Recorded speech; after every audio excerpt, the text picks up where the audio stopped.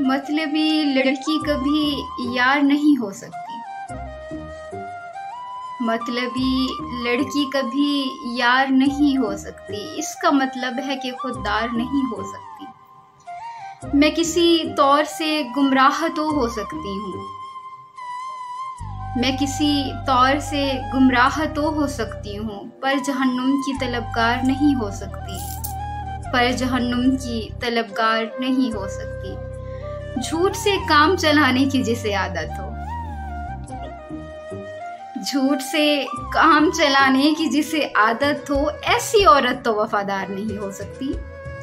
जो भी मिट्टी के तहफ़्फ़ुज़ के लिए ख़तरा हो, जो भी मिट्टी के तहफ़्फ़ुज़ के लिए ख़तरा हो, ऐसे लोगों की तरफदार नहीं हो सकती। बात तकलीद से बनती है, मैं ये जानती हूँ, बात तकलीद से बन